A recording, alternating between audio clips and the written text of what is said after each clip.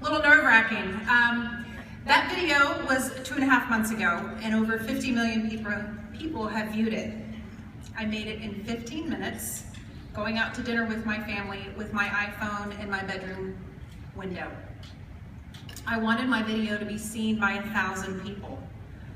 I was hoping that I could help my friends and family understand my life better. Not for a pity party, not for sympathy. I simply just wanted a few things to be known about metastatic cancer.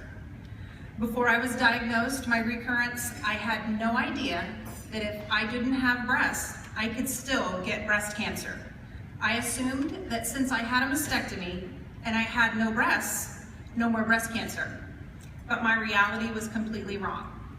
I'm realizing I wasn't alone. I can't begin to count the number of people from all over the world who've reached out to me and told me my story mirrors their story. How I've said exactly what they've been trying to express, or that now they finally understand their friend's cancer reality.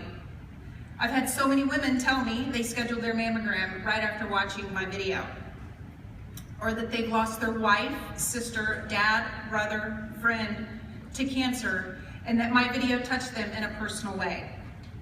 At first, I was completely astonished, and I couldn't understand how this simple homemade video was getting so much attention.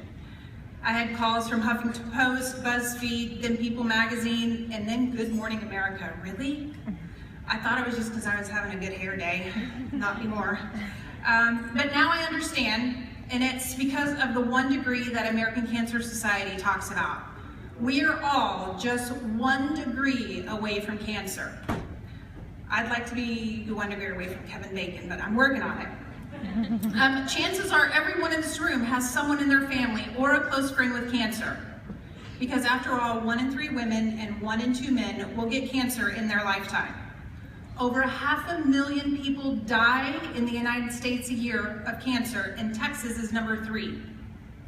Cancer seems to be everywhere, especially stage 4 cancer. I feel like people hear cancer and the only thing they think is death. But what about the months and years that cancer patients are living after their diagnosis? People I meet don't seem to understand that my breast cancer is terminal. All cancer guidebooks and websites call me incurable.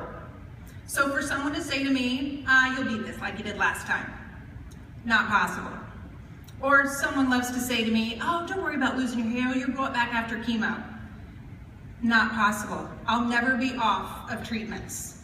I will be on some form of treatment for the rest of my life.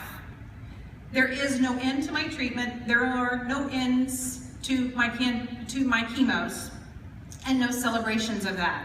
Cancer is in my body, attached to my bones, which I'm okay if it just go to sleep. Being on some type of treatment forever means I will never get a break from side effects. Neither will my poor husband. Whether they are hair loss, fatigue, nausea, the list of side effects is never ending. As a metastatic patient, we're not always looking for the most aggressive treatment, but one that just keeps cancer stable, decreasing, but also allows me a high quality of life also. It's like walking a tightrope with no net. Every treatment is a life or death decision. No pressure from my oncologist, but she's amazing. Cancer is a disease that encompasses the entire family and friends surrounding the patient. To say your life is never the same is almost a joke to me. Cancer has done a number on many relationships in my life. My marriage has struggled, friendships have struggled, family relationships have struggled. My husband and my children fight this disease right alongside me every single day. I'm blessed that my boys are only 6.5 and 4.5 because they're not yet old enough to understand exactly what I'm going through. But then I worry that they're so young and there's so many years that I still need to be their mom. Cancer is a huge financial burden on patients, especially for cancer lifers like myself. Every January, just imagine, the reset, the insurance deductible and the out-of-pocket maximum just automatically reset, and it's always just in time for your next PET scan.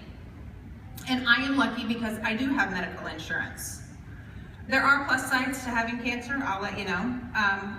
I have some friends that totally get me, like no other human beings in the world. Every now and then I play the cancer card, and I board Southwest Airlines early. I did. I am a professional at being poked with a needle. I have more drugs in my cabinet than Walgreens. When someone says port to me, I do not think of wine or ship. I now have constant advice about the secret or natural cure, and also I know every government conspiracy about the cancer cure and where to buy cannabis within a 100-mile radius of my house. I do try to find the positive in the challenges in life. Still not sure if the cannabis knowledge is worth it.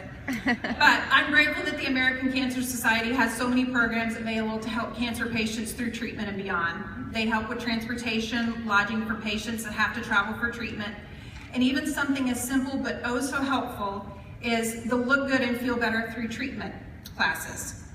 These things make such a difference for a cancer patient and are such a blessing in an otherwise frightening and traumatic experience. Quitting is not an option for me. My boys need their mom.